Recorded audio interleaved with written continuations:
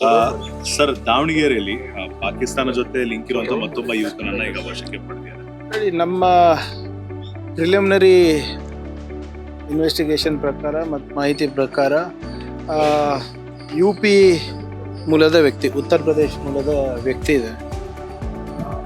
ಯಾವುದೋ ಇಲ್ಲಿ ಕೆಲಸ ಹುಡ್ಕೊಂಡು ಬಂದಿರೋದು. ಅವರ ಏನು ಮೊಬೈಲ್ನಲ್ಲಿ ಕೆಲವು ವಿಚಾರಗಳನ್ನು ಪತ್ತೆ ಹಚ್ಚಿದೆ. So is been arrested. ಏನು ಸ್ವಲ್ಪ ಬೇರೆ ಪಾಕಿಸ್ತಾನಿಗಳ ಜೊತೆ ಟಚ್ನಲ್ಲಿದ್ದಾರೆ ಅಂತ ಚಾಟ್ ಮೂಲಕ ಗೊತ್ತಾಗಿದೆ. ಬಟ್ ಇನ್ನೂ ಕೂಡ ಯಾವುದೇ ದೊಡ್ಡ ಮಟ್ಟದಲ್ಲಿ ಇಂಡಾಕ್ಟ್ರಿನೇಷನ್ ಆಗಿದೆ ಅಥವಾ ಬೇರೆ ಇದೆ, ಅದನ್ನು ತನಿಖೆ ಆದಮೇಲೆ ಗೊತ್ತಾಗುತ್ತೆ. ಆದರೆ ಸದ್ಯಕ್ಕಂತೂ ಈಸ್ ಇನ್ ಕಸ್ಟಡಿ. ಅದೇನಿದೆ ಇನ್ವೆಸ್ಟಿಗೇಷನ್ ಮಾಡಿದ್ಮೇಲೆ ಮಾಹಿತಿಯನ್ನು ನೀಡ್ತಾರೆ. ಇನ್ನೇದು ಈಗ ಬಿಡದಿ ಟೌನ್ಶಿಪ್ ವಿಚಾರ ಇನ್ನ ಗೊಂದಲ ಇರುವಂತ ಟೈಮ್ನಲ್ಲೇ ಸರ್, ದೇವನಹಳ್ಳಿಯಲ್ಲಿ MB ಡೀಪ್ ಟೆಕ್ ಪಾರ್ಕ್ ಮಾಡೋದಕ್ಕೆ 2800 ಎಕರೆನ ಸ್ವಾಧೀನಕ್ಕೆ ಸರ್ಕಾರ ಮುಂದಾಗಿದೆ. ಇಲ್ಲಿ ಭೂಮಿ ಸ್ವಾಧೀನ ಮಾಡಿಲ್ಲ ಅಂದರೆ ನಾವು ಹೇಗೆ ನಾವು ಏರೋಸ್ಪೇಸ್ ಪಾರ್ಕು, ಟೆಕ್ ಪಾರ್ಕು ಅಥವಾ ಹೊಸ ಟೌನ್ಶಿಪ್ಗಳು ಮಾಡ್ಬೋದು? ಇಡೀ ಇಂಡಿಯಾನಲ್ಲಿ ರ್ಯಾಪಿಡ್ ಅರ್ಬನೈಸೇಷನ್ ಆಗ್ತದೆ. ಊರು ಬಿಟ್ಟು ಜನ ನಗರಗಳ ಕಡೆ, ಪಟ್ಟಣ ಕಡೆ ಬರ್ತಾ ಇದ್ದಾರೆ. ನೀವೇ ಎಷ್ಟೊಂದು ಬಾರಿ ವರದಿಯನ್ನು ನಾವು ಮಾಡಿದ್ದೀವಿ, ಬೆಂಗಳೂರು ಯಾವ ವೇಗದಲ್ಲಿ ಬೆಳೀತಾ ಇದೆ. ಬಹುಶಃ we are one of the fastest growing cities in the world. ಏಷ್ಯಾನಲ್ಲಿ ಅದು ನಂಬರ್ 1 ಇದೆ. ರಿಪೋರ್ಟ್ಸ್ ಪ್ರಕಾರ ನಾವು ನ್ಯಾಷನಲ್ ಆ್ಯಾವ್ರೇಜ್ಗಿಂತ ಹೆಚ್ಚು ಬೆಳೀತಾ ಇದ್ದೀವಿ. 8.5% ನಮ್ಮ ಗ್ರೋತ್ ಇದೆ. And we are scheduled to maintain this growth rate till 2030. ಹಾಗಿದ್ದಾಗ ನಾವು ಬಿಯಾಂಡ್ ಬೆಂಗಳೂರು ಹೋಗಬೇಕಲ್ವ? ನಮ್ಮ ಪಾಲಿಸಿನೇ ಇದೆ. ಆದರೆ ಯಾರ್ದು ರೈತರ ಜಮೀನು ಇರ್ಬೋದು, ಬೇರೆಯವ್ರ ಜಮೀನು ಇರ್ಬೋದು, ನಾವು ಒತ್ತುವರಿ ಮಾಡೋದಕ್ಕಿಂತ ಮುಂಚೆ ಅವರ ಕಾನೂನು ಪ್ರಕಾರ ಅವ್ರ ಪರ್ಮಿಷನ್ ತೊಗೋಬೇಕು. Whatever it has to happen will happen as per law ಅಲ್ವಾ? ನಾವು ಹೋಗಿ ದಬ್ಬಾಳಿಕೆ ಅಂತೂ ಮಾಡ್ತಾ ಇಲ್ಲ. ಅವ್ರಿಗೆ ಕೊಡೋಕೆ ಇಷ್ಟ ಇಲ್ಲ ಅಂದರೆ ಟೌನ್ಶಿಪ್ ಬೇರೆ ಕಡೆ ಮಾಡಲೇಬೇಕಾಗುತ್ತೆ. There is no other option. ಈಗ ನಮ್ಮೂರಿನಲ್ಲಿ ನಮಗೆ ಇಂಡಸ್ಟ್ರಿ ಬೇಡ, ನಮಗೆ ಟೌನ್ಶಿಪ್ ಬೇಡ ಅಂದರೆ ಬೇರೆ ಊರಿಗೆ ಹೋಗಲೇಬೇಕಾಗ್ತದೆ. There is no other choice. ಇಲ್ಲ, ಈಗ ಫಸ್ಟ್ ಆಫ್ ಆಲ್ ಈಗ ನಾವು ಎಲ್ಲಿ ನೋಟಿಫೈ ಮಾಡ್ತೀವಿ ಅಥವಾ ಎಲ್ಲಿ ನಾವು ಕೇಳ್ತೀವಿ, ಎಲ್ಲರೂ ಗೊಂದಲಗಳು ಸೃಷ್ಟಿ ಮಾಡ್ಕೊಂಡಿದ್ರೆ ಅಭಿವೃದ್ಧಿ ಹೇಗಾಗುತ್ತೆ ಹೇಳಿ? ನಾವೇನು ರೈತರ ಜಮೀನು ಕಸ್ಕೋತಾ ಇಲ್ಲ ಅಲ್ಲ ಎಲ್ಲೂ. ಆ್ಯಸ್ ಪರ್ ಲಾನೇ ಮಾಡ್ತಾ ಇರೋದು. ನೋಟಿಫಿಕೇಶನ್ ಮಾಡ್ತಾ ಇದ್ದೀವಿ, ಅವ್ರ ಒಪ್ಪಂದ ತೊಗೋತಾ ಇದ್ದೀವಿ, ಅವ್ರ ಒಪ್ಪಿಗೆ ತೊಗೋತಾ ಇದ್ದೀವಿ. ಅದಾದಮೇಲೆ ಅಲ್ವಾ ನಾವು ಏನಾದರೂ ಮಾಡ್ಬೋದು? ನಾವು ಕಾನೂನು ವಿರುದ್ಧ ಮಾಡ್ಲಿಕ್ಕಾಗುತ್ತಾ? ಅಥವಾ ನಿಮ್ಮ ಇಚ್ಛಾಶಕ್ತಿ ಇರಲಾರ್ದೆ ನಾವು ಜಮೀನನ್ನು ತೊಗೊಳಕ್ಕಾಗ್ತದಾ? ಈಗ ಅಶೋಕ್ ಅವರು ರಾಜ್ಯದಲ್ಲಿ ಡ್ರಗ್ಸ್ ಹಾವಳಿ ಹೆಚ್ಚಾಗಿದೆ. ನೀವು ಹೋಮ್ ಮಿನಿಸ್ಟರ್, ಹೆಡ್ ಮಿನಿಸ್ಟರ್ ನೋಡಿ, ಫಸ್ಟು ಅವ್ರು ನೋಡ್ಕೊಳಕ್ಕೆ ಹೇಳಿ ಅಪ್ಪ. ನಿನ್ನೆ ತಾನೇ ಡೆಲ್ಲಿಯಿಂದ ಊಟ ಕಳಿಸಿದ್ದಾರೆ, ಅದಕ್ಕೆ ಬಂದು ಇದು ಹೇಳ್ತಾ ಇದ್ದಾರೆ. ಅಂದರೆ ಎಲ್ಲ ನೋಡಿ ಇವರೇ, ನಾನು ನಿನ್ನೆನೇ ಹೇಳಿದ್ದೀನಲ್ಲ, ನನ್ನ ಹೆಸರು ಅವರಿಗೆ ಪ್ರಸ್ತಾಪ ಮಾಡಿಲ್ಲ ಅಂದರೆ ಅಲ್ಲೇ ಅವ್ರಿಗೆ ಪ್ರಮೋಷನ್ನೇ ಇಲ್ಲ. ಅಶೋಕ್ ಅವ್ರು ಇರ್ಬೋದು, ಸೂರ್ಯ ಅವ್ರು ಇರ್ಬೋದು. ಇಷ್ಟು ದಿನ ಅಶೋಕ್ ಅವರು PDOಗಳಿಗೆ ಹಿಡ್ದಿದ್ರು, ಈಗ PC ಗಳಿಗೆ ಹಿಡಿದ್ರು. ಇರ್ಬೋದು. ಈಗ see, why are you worried about my PR? Why are you worried about ಯಾರು ನನ್ನ ಮೀಡಿಯಾ ನೋಡ್ಕೊತಾರೋ, ಯಾರು ನನ್ನ ಸಾಮಾಜಿಕ ಜಾಲತಾಣ ನೋಡ್ಕೊತಾರೋ? ನಿಮ್ಗೇನು ಸಂಬಂಧ? ನಾನು ಕೇಳಿರೋ ಪ್ರಶ್ನೆಗೆ ಉತ್ತರ ಕೊಡಿ. ನಾನು ಕೇಳಿರೋ ಪ್ರಶ್ನೆ ಬಗ್ಗೆ ಹೇಳಿದ್ರ ನನ್ನ ಬಗ್ಗೆ ಹೇಳ್ತಾರೆ, ವೈಯಕ್ತಿಕ ಟೀಕೆ ಮಾಡ್ತಾರೆ. ಇವರೆಲ್ಲ ಇಷ್ಟೆಲ್ಲ ಹೇಳ್ತಾರಲ್ಲ. ನಿಮ್ಮ ಬೆಂಗಳೂರು MP ಎಲ್ಲಿ ಓದಿದ್ದು ಗೊತ್ತಾ ನಿಮಗೆ? ಕಾನ್ವೆಂಟ್ನಲ್ಲಿ, ಶಾಖಗಳಲ್ಲೆಲ್ಲ ಓದಿದ್ದು. ಇವರಿಗೆಲ್ಲ ಕಾನ್ವೆಂಟ್ ಎಜುಕೇಷನ್ ಬೇಕು.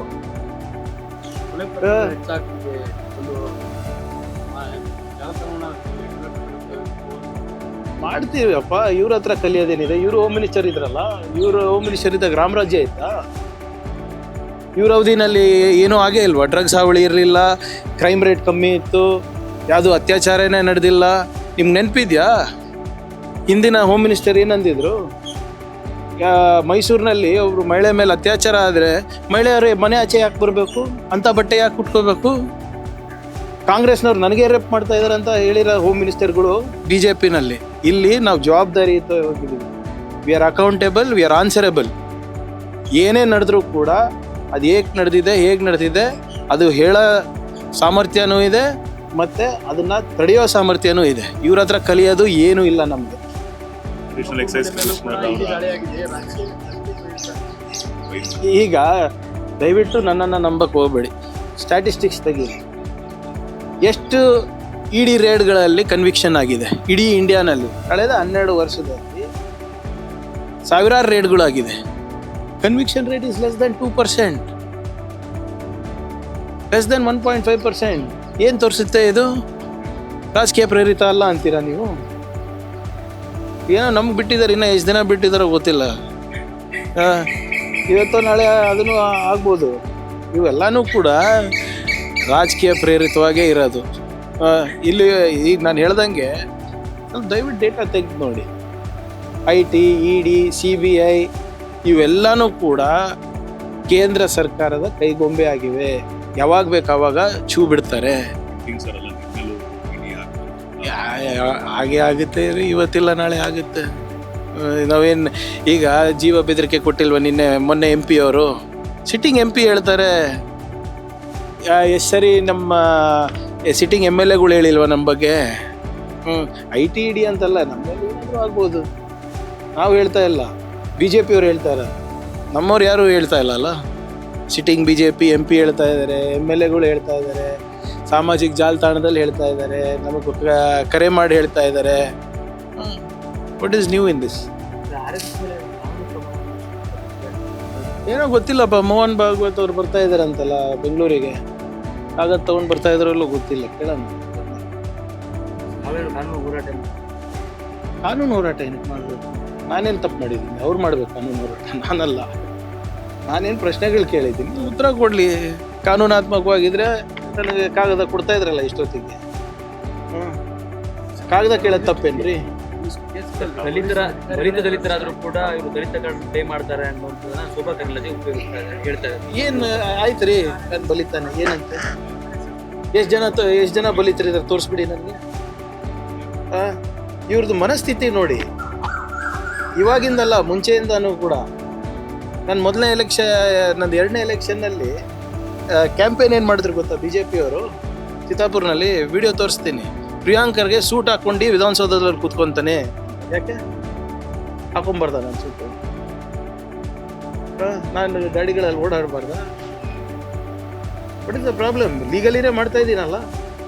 ನನ್ನ ಆದಾಯ ಎಷ್ಟಿದೆ ಅಷ್ಟೇ ಮಾಡ್ತಾ ಇರೋದಲ್ಲ. RSS ಆದಾಯ ಕೇಳಿದ್ರೆ ಇವ್ರಿಗೆ ಏನಕ್ಕೆ ಕುರಿ? ಇವರೆಲ್ಲರೂ ನೋಡಿ, ದಯವಿಟ್ಟು ಅರ್ಥ ಮಾಡ್ಕೊಳ್ಳಿ. ಇವರಿಗೆ ನನ್ನ ಪ್ರಶ್ನೆಗಳಿಗೆ ಉತ್ತರ ಇಲ್ಲ, ಅದಕ್ಕೆ ನನ್ನ ಬಗ್ಗೆ ವೈಯಕ್ತಿಕವಾಗಿ ಮಾತನಾಡ್ತಾರೆ, ನಮ್ಮ ಕುಟುಂಬದ ಬಗ್ಗೆ ವೈಯಕ್ತಿಕವಾಗಿ ಮಾತನಾಡ್ತಾರೆ.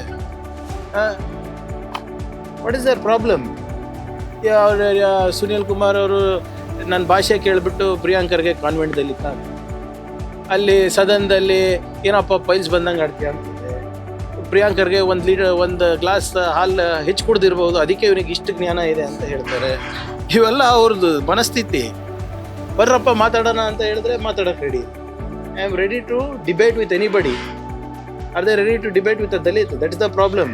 ಒಬ್ಬ ದಲಿತ ಕೇಳ್ತಾ ಇದ್ದಾರೆ ಅಂತ ಇವ್ರಿಗೆ ಇಷ್ಟು ಹೊಟ್ಟೆ ಉರಿತಾ ಇದೆ. ಇದು ಅವರಿಗೆ ಕೇಳಿರೋ ಪ್ರಶ್ನೆಗೆ ಉತ್ತರ ಇಲ್ಲ ಅಲ್ಲ, ಇನ್ನು ಮನುಸ್ಮೃತಿ ಮನಸ್ಥಿತಿ ಬಿಟ್ಟಿಲ್ಲ ಅವರು.